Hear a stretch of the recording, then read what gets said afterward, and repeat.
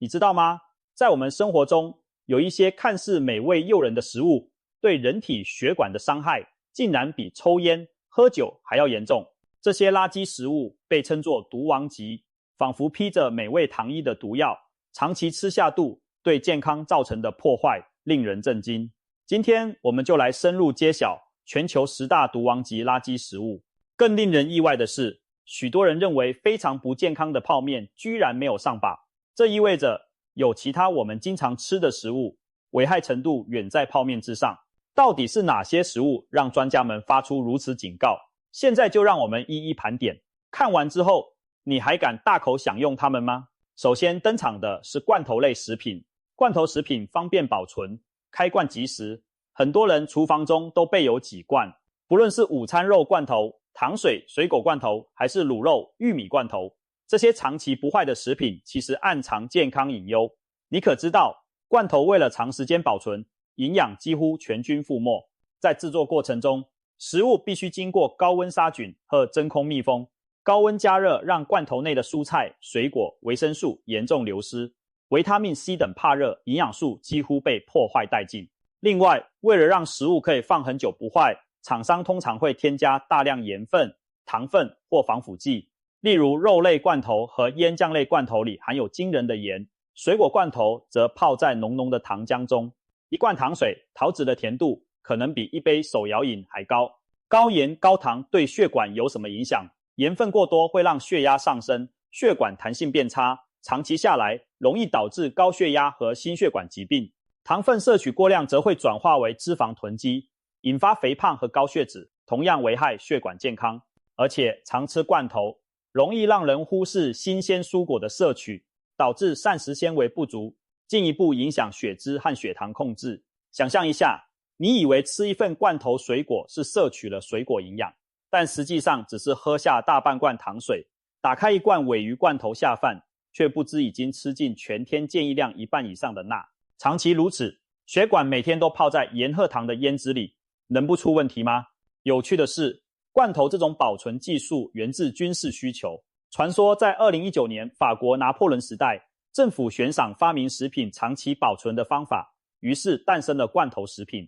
然而，拿破仑的士兵或许没活得足够久去体验高血压，但现代的我们可不能大意。吃罐头虽方便，却是在拿健康交换保存期限，尤其中老年人本身代谢能力下降，更要慎吃罐头。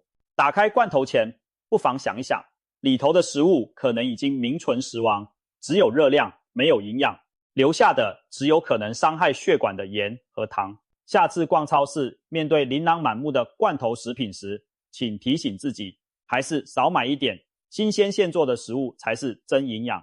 接下来是许多人从小吃到大的蜜饯类食品，话梅、梨子干、蜜糖莲藕，这些蜜饯零食表面上来自水果或植物，听起来似乎很健康，但实际上它们已摇身一变成为甜蜜的毒药。想象一下，一颗小小话梅含有多少陷阱？为了增色防腐，蜜饯制作时常加入人工色素、香精和大量糖盐，甚至可能添加亚硝酸盐这类防腐保色剂。亚硝酸盐是什么？它是腌制食品常用的添加物，但也是世界公认的致癌物前体。在胃里，亚硝酸盐容易和蛋白质分解物结合，生成亚硝胺这种致癌物。长期爱吃蜜饯，等于不知不觉吃进许多亚硝酸盐，增加癌症风险。除了致癌风险，蜜饯对心血管的伤害同样惊人。大部分蜜饯又甜又咸，含糖量爆表，钠含量也居高不下。一小包蜜饯含糖可能高达数十克，相当于好几颗方糖。糖分摄取过多会伤害血管内皮，引发慢性发炎反应，加速动脉硬化。而钠摄取过量则导致血压升高，让血管长期处于高压状态，血管壁变得僵硬脆弱。比起抽烟喝酒，每天含着蜜饯当零嘴，同样在慢性摧毁你的血管健康。或许你不抽烟，也不常喝酒，但却喜欢嘴馋，来点话梅糖果，结果血管照样可能因为这些甜滋滋的小零食而提早老化生锈。更可怕的是，很多长辈和小孩都爱吃蜜饯，却不知道这看似传统天然的食品其实暗藏危机。有些地区的居民试吃腌制蜜饯，结果当地的鼻咽癌或消化道癌症发生率明显偏高，让医生们开始怀疑起饮食习惯的问题。后来研究发现，元凶正是蜜饯和腌制品中的亚硝酸盐。听到这里，你是不是也吓了一跳？那酸甜开胃的话梅，其实可能是癌症诱因，还会偷偷伤你的血管。以后在面对零食柜里色彩缤纷的蜜饯，别再天真的把它当健康的小点心了，再喜欢也要适可而止，偶尔解解馋就好，千万别天天当消遣。你的血管会感谢你的明智选择。炎炎夏日，一杯冰淇淋或冰棒简直是人间美味。然而，冷冻甜品类食品如冰淇淋、雪糕、冰棒等却名列垃圾食物榜单之中。为什么人人爱吃的冰品会变成血管杀手呢？我们细细拆解一支冰淇淋的成分就明白了。浓郁香甜的口感来自大量奶油和糖，全脂奶油、奶粉或植脂末、奶精使冰淇淋细滑醇厚，但也带来惊人的饱和脂肪和甚至反式脂肪。再加上为了好吃，冰淇淋含糖量极高，一小杯就可能含有20-30克糖，高脂肪配上高糖，这组合对心血管来说可谓雪上加霜。饱和脂肪和反式脂肪会提高血液中坏胆固醇，增加动脉粥样硬化的风险。糖分则会干扰胰岛素作用，引发慢性发炎，加速血管老化。有些人喜欢饭后来点冰淇淋甜点，认为吃一点没关系。然而研究显示，高糖高脂的餐后甜点习惯，长期可能导致三高找上门。当你享受冰淇淋带来的短暂清凉与愉悦时，你的血管正默默承受双重打击，血糖急升让胰脏叛命工作，血液变得粘稠，脂肪大量进入血液，促使脂质沉积在血管壁。长此以往，动脉内壁逐渐累积斑块，弹性降低，就像水管锈蚀变窄。更糟的是，很多廉价冰品为了降低成本，使用植物性奶精取代牛奶，这些奶精含有反式脂肪，对血管的伤害不下于吃油炸物。可以说，一口冰淇淋入口的瞬间，血管仿佛听见了警报声。我们不妨思考一个问题：为什么冰淇淋会让人欲罢不能？除了好吃，科学家发现高糖高脂肪的食物会刺激大脑的奖励中枢，产生愉悦感，甚至带来类似上瘾的效果。难怪许多人明知吃冰会发胖，对健康不好，却总忍不住多挖一勺。既然如此，我们更要有意识的节制，偶尔吃1-2球冰淇淋解暑可以，但切记3天2头就来上一支。特别是有心血管疾病或糖尿病风险的人，更应该把冰柜里的这些冰凉诱惑列为慎选清单。毕竟，冰淇淋的甜蜜滋味只能带来片刻欢愉，健康的体魄才能带来长久的幸福，不是吗？香香脆脆的饼干、点心是很多人茶余饭后的最爱，小孩更是常常饿了就抓一把饼干充饥。然而，饼干类食品在10大垃圾食物中也占有一席之地。别看饼干小小一片，问题可大了。一般市售饼干为了口感和保存，往往添加大量砂糖、奶油以及人工香料，其中最危险的成分莫过于反式脂肪。你或许听过这个名字，反式脂肪是人工氢化植物油，例如人造奶油、酥油的主要成分，能让饼干酥松可口，延长保存期限。但医学界早在20世纪下半叶就发现，反式脂肪会大幅提高坏胆固醇，降低好胆固醇。简单说，就是让血管更容易阻塞。反式脂肪对心血管的危害之大，甚至被形容为比砒霜还毒。许多国家近年来纷纷禁止或限制食品中的反式脂肪。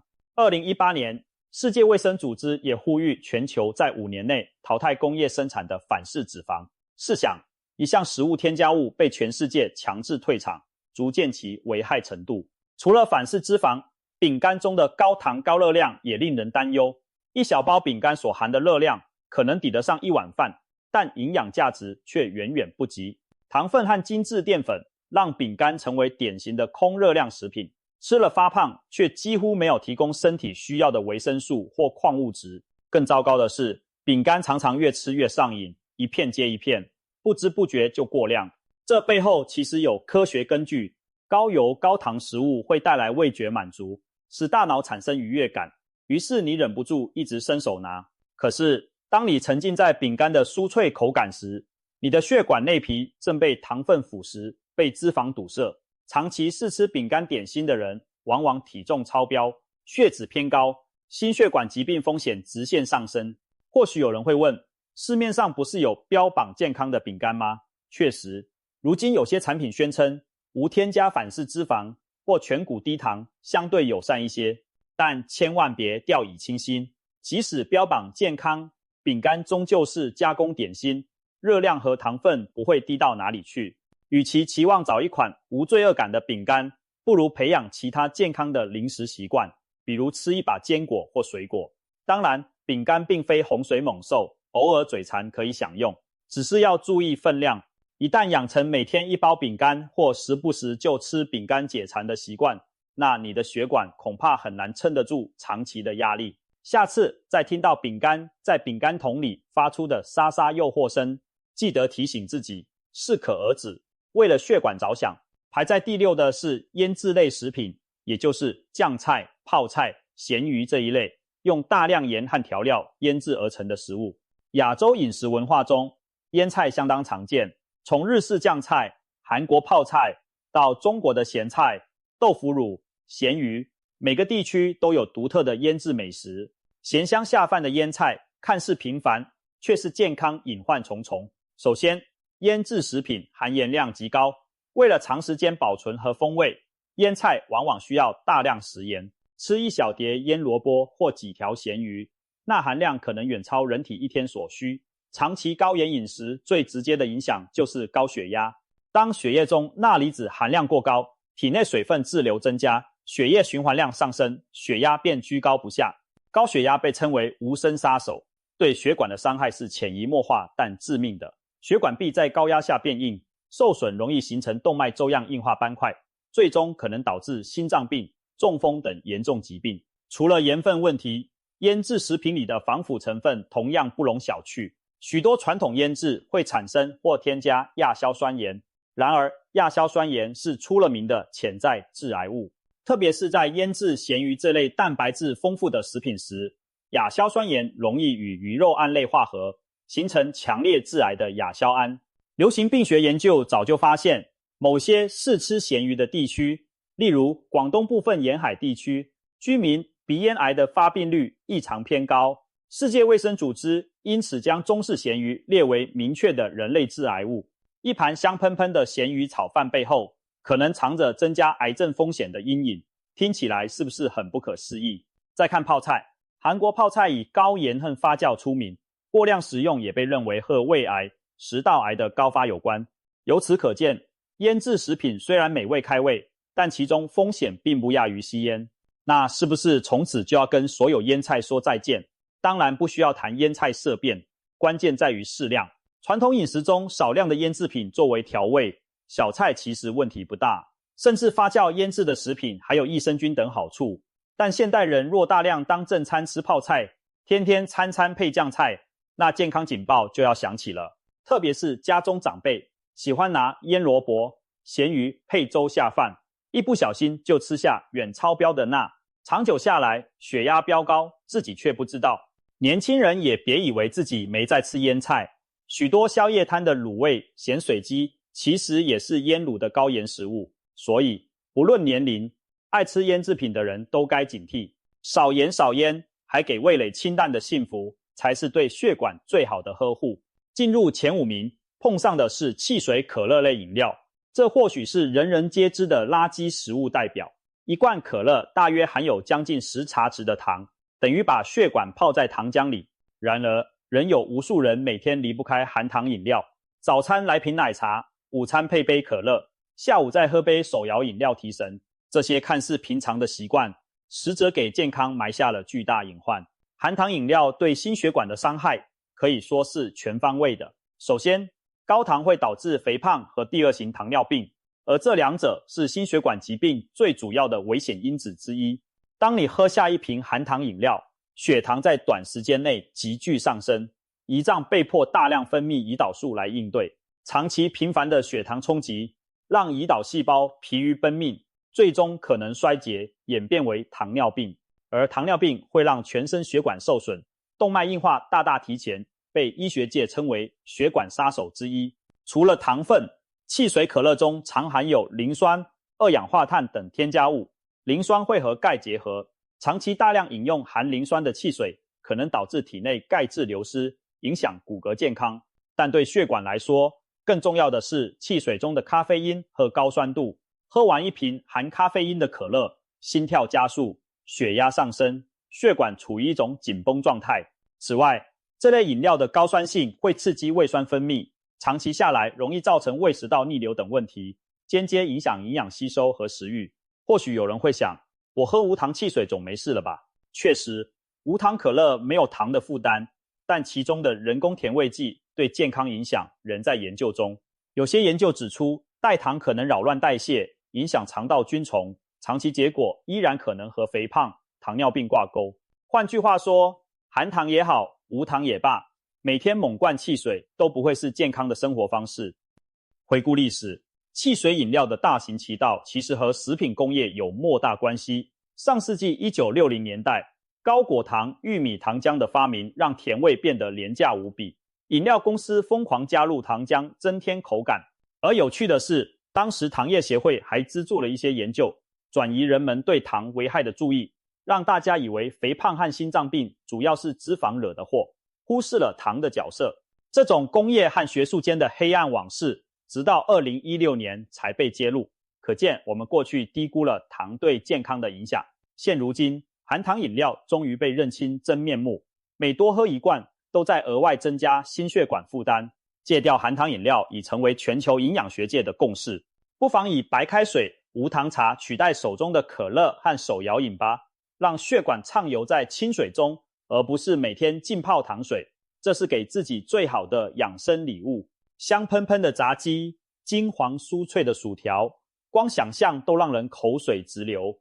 油炸食品可谓让人又爱又恨，爱的是它的美味，恨的是它对健康的伤害巨大。在垃圾食物排行榜中，油炸类食品绝对名列前茅。它到底坏在哪？首先，油炸过程会让食物吸收大量油脂。一份炸鸡或一包薯条所含的油脂，往往远超你一天需要的总脂肪。过多的脂肪，尤其是反复高温加热后的油脂，进入体内会显著提高血液粘稠度。可以想象，油腻腻的血液流经血管，就像下水道充满油垢般，又黏又慢，久而久之就形成堵塞。长期嗜食油炸物的人，血液中的三酸甘油酯和低密度胆固醇、坏胆固醇大多偏高，这些都是形成动脉粥样硬化斑块的原料。动脉斑块就像血管内壁贴着一层层油泥，管腔越来越窄，最后可能完全堵塞，引发心肌梗塞或脑中风。油炸食品的第二大问题是反式脂肪和氧化物质的产生。油一再加热会产生反式脂肪和各种氧化自由基。如果路边摊或快餐店使用回锅油来炸物，那其中的有害物质含量更是直线上升。反式脂肪前面讲过，它会扰乱胆固醇比例，严重损害心血管。氧化自由基则会攻击细胞，导致发炎和老化。血管内皮细胞被自由基反复攻击，就像铁皮反复被水淋，容易生锈受损，形成病变。你可以想象一下，每天吃完炸鸡、薯条，油脂和自由基就在你的血管里翻滚，刮擦着血管壁，带来细小的伤口，身体不得不去修补。结果越补越糟，这些伤口变成将来斑块形成的起点。如果你以为油炸食物只有高脂这一项罪状，那就错了。高温油炸还会产生丙烯酰胺这种潜在致癌物。2002年，科学家首次在马铃薯、薯条和薯片中检测出高含量的丙烯酰胺，震惊了营养学界。丙烯酰胺原本常见于工业用途，如制造塑胶，但谁能想到日常食物里也藏着它。当淀粉类食物在高温超过100度、20度油炸或烘烤时，糖类和氨基酸会发生化学反应，生成丙烯酰胺。动物实验证实，大量摄取丙烯酰胺会导致神经毒性和增加肿瘤风险。人类身上也有相关迹象。虽然我们吃的油炸物不至于像实验剂量那么高，但长年累月的摄入少量丙烯酰胺，风险仍然是叠加的。这是否意味着吃一口炸薯条就等于吞下一口工业毒药呢？这说法或许夸张，但足以引起我们警惕。总而言之，油炸食品对健康的危害是多面向的。高脂肪造成肥胖和血脂异常，反式脂肪损害血管，致癌物增加癌症风险。难怪营养专家们常说，油炸物是心血管的大敌。有研究发现，经常吃油炸食物的人，比很少吃的人心脏病风险高出许多倍。血管的老化速度随着每一口香酥炸鸡而加快。如果你戒不掉那股酥脆的满足感，不妨试着用气炸锅、烤箱等较健康的方式来烹调，或者将频率降到最低。尤其中老年人本身胆固醇就偏高者，更要对油炸物敬而远之。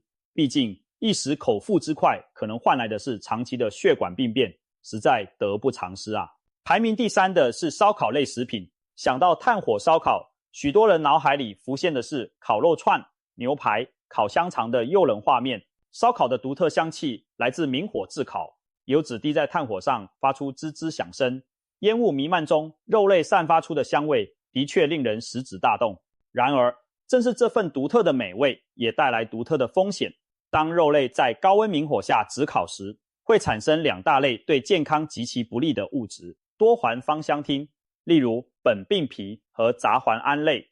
前者主要来自脂肪滴在火上所产生的黑烟，附着在烤肉表面，那些烤得焦黑的部分往往含有大量苯并芘，它是强力致癌物。后者杂环胺则是在肉类高温烹调时形成的化合物，尤其当肉类烤到焦黄甚至焦黑时含量最高。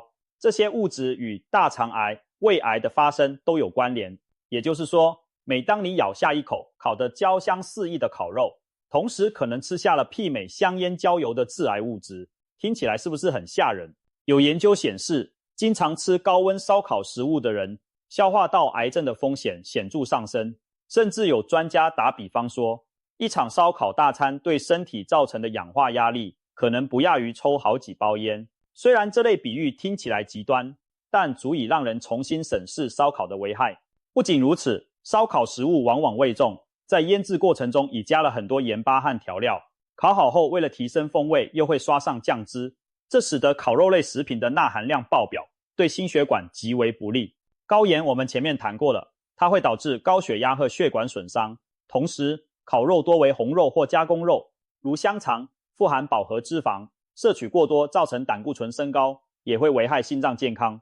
值得注意的是，不只是现烤的食物，烟熏、熏制的食品也有类似问题。熏香肠、烟熏培根、腊肉这些传统美味，都是经由长时间烟熏或研制风干而成。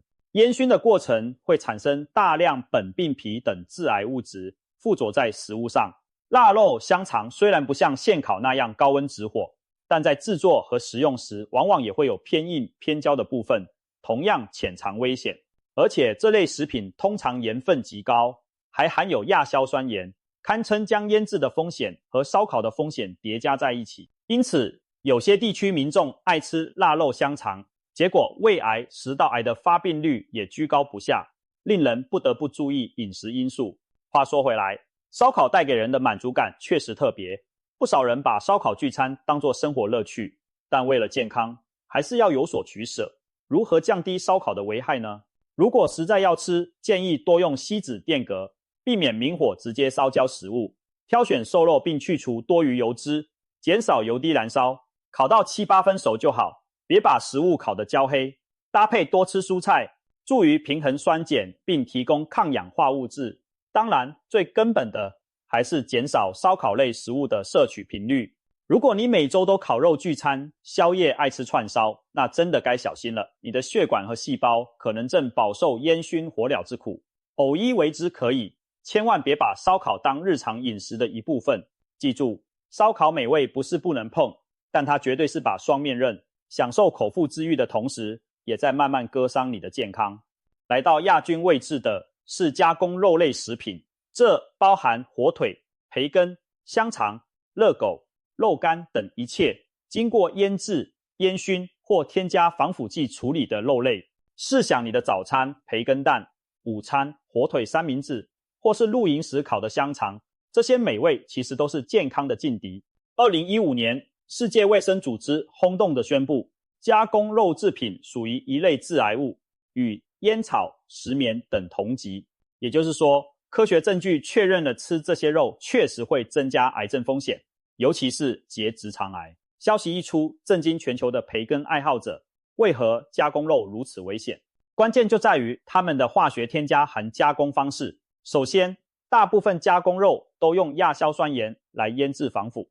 亚硝酸盐让培根火腿色泽粉嫩，又能抑制肉毒杆菌等细菌生长，确实是食品工业的工程。但在人体内，亚硝酸盐却会形成亚硝胺等强致癌物，对肠胃造成伤害。其次，烟熏和烤制过程也让加工肉沾染了前面提到的多环芳香烃等致癌物，例如烟熏火腿，腊肉本身就带有苯并芘等物质。再者，加工肉通常盐分极高，一片培根或一条热狗的钠含量可能让营养师瞠目结舌。高盐饮食无疑加剧了高血压和心血管负担。除了致癌，加工肉对心脏也极不友善，它们多半使用肥肉制成，含大量饱和脂肪和胆固醇。常吃香肠、火腿等于频繁摄入饱和脂肪，导致血脂升高。更别提有些廉价香肠还掺杂了反式脂肪、油脂于其中。在多项营养研究中，红肉和加工肉摄取过多都与心血管疾病较高的发生率有关。其中加工肉的相关性尤其突出，因为除了肉本身的脂肪问题，还有盐和添加物的额外负担。例如，有研究比较了同样是红肉，一周吃几次未经加工的牛排和一周吃几次培根火腿，后者罹患心血管疾病的风险明显更高。换句话说，加工过的肉类毒性远大于原型肉。或许你会说，难道从此不能吃培根和香肠了吗？我可是很爱它们的风味。别误会，我们并非要你终身不碰加工肉，而是希望大家少吃慎选。偶尔解馋吃一两片培根当然问题不大，但千万别天天早餐都有培根香肠或火腿三明治，也尽量不要每餐都以培根肉干作为主要菜色。市面上也有标榜无亚硝酸盐的产品，虽然减少了这部分风险，但高盐高脂的本质仍在。要保护血管，最好的做法还是用新鲜肉类取代加工品。例如，想吃三明治，买块新鲜鸡胸肉自己烤来夹，比夹3片火腿健康太多。想吃肉干，不如选择天然风干未加防腐剂的款式，虽然也要少量，但至少避开亚硝酸盐的毒性。记住，烟酒伤身众所周知，而每天吃加工肉潜藏的风险其实不遑多让。这些人造的美味终究敌不过上天原始的食材对我们的身体友善。爱惜自己的血管，请远离鲜红诱人的加工肉，选择原型食物来取代吧。终于来到榜首，令人意外的是，冠军不是别的，正是无处不在的含糖食品。也许你会纳闷，含糖食品这范围也太广了吧？是指糖果吗？事实上，我们特别要强调的是各种高糖的甜食与饮食习惯，从糖果、蛋糕、巧克力、甜甜圈，到日常餐桌中看不见的糖，比如咖啡里的2匙砂糖、红烧菜肴里的糖、酱汁，甚至白米饭和面条这些精致淀粉在体内也迅速转化为糖。可以说，现代人很难避免摄入糖分。然而，正因为糖太常见，反而容易被低估危害。含糖食品之所以荣登毒王级榜首，不仅因为它无孔不入，更因为过量的糖对血管的伤害是深层而广泛的。让我们聚焦在血管健康上。为何说糖是血管的隐形杀手？当血液中葡萄糖含量过高时，葡萄糖分子会附着在血管内皮和红血球上，产生所谓糖化终产物。这些物质会破坏血管壁的弹性，使血管变硬变脆。同时，高血糖环境会诱发慢性炎症反应，血管内壁处于发炎状态，更容易累积脂质，形成动脉硬化斑块。长期高糖饮食的人，即使不演变成糖尿病，也可能出现所谓代谢症候群，其中最关键的就是血管功能的下降。此外，过量糖分最直接的后果是肥胖，而肥胖被形容为万病之源，动脉硬化、高血压、脂肪肝、心脏病几乎都是肥胖的好朋友。试问，一个经常吃蛋糕、喝奶茶、零食不离口的人，体重往往超标，小小年纪可能血压和血脂已超标。这和每天抽烟喝酒的人相比，血管恐怕好不到哪里去。甚至有医生感叹，如今年轻人的血管年龄普遍偏大，很多30多岁的人血管状况相当于50岁。罪魁祸首之一就是高糖高热量的饮食习惯。值得一提的是，糖对身体的危害并非近代才被发现，只是我们过去没有足够重视。早在20世纪中叶，就有医生提出糖类与心脏病的关联，但那时脂肪假说盛行，人们把注意力都放在胆固醇和饱和脂肪上。直到近年来，越来越多研究证实糖的危害一点不输脂肪。例如，一些长期观察发现，爱喝含糖饮料和爱吃甜食的人，心血管病发生率显著高于一般人。糖分摄取高的人，即便体重不超标，他的血管内皮功能也比低糖饮食者差。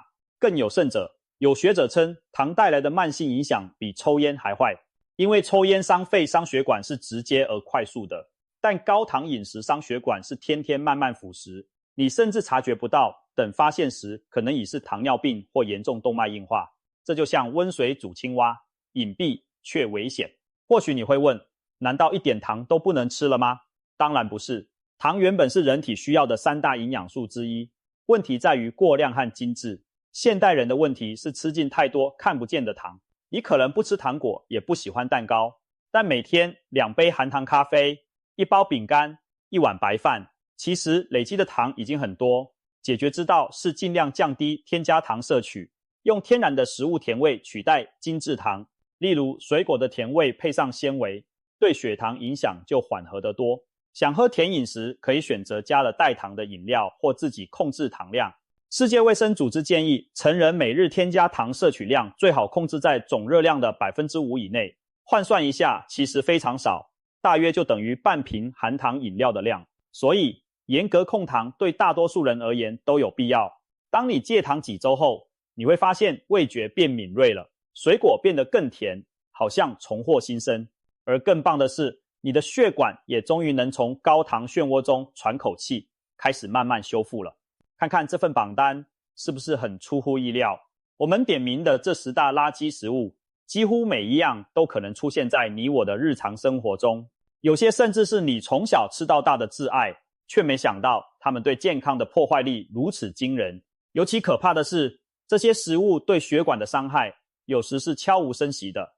年轻时我们或许感觉不到异样，但问题会在中年以后陆续浮现。高血压、冠心病、中风风险、癌症风险等等，都和年轻时的饮食习惯息息相关。也许有人会说，人生苦短，难道要我对美食永远说不吗？其实，健康饮食并不等于清汤挂面、寡淡无味。我们大可用更健康的食材和烹调方式来满足口腹之欲。例如，把薯条改成烤地瓜条，汽水改成无糖气泡水，油炸鸡腿改用气炸锅，甜点选择水果优格代替蛋糕。选择很多，只要愿意尝试，你会发现美味与健康并非完全不能兼得。今天我们深入剖析了这些垃圾食物的真面目，目的不是要大家完全杜绝享受，而是希望在知情之后做出更明智的选择。当你了解了1包饼干、1罐可乐对身体的影响，也许就不会再天天纵容自己的欲望。从现在开始，试着检视自己的饮食，有没有哪项毒王级食物吃太多呢？是时候为了自己的血管减负担了，少吃一点垃圾食物，多补充一点天然食材，你的身体会回报你以更长久的健康。最后，再把开头的问题送给大家，知道这些美食暗藏的危机后，你还敢天天吃它们吗？希望每个人都能聪明选择，远离美味毒药，享受真正健康的人生。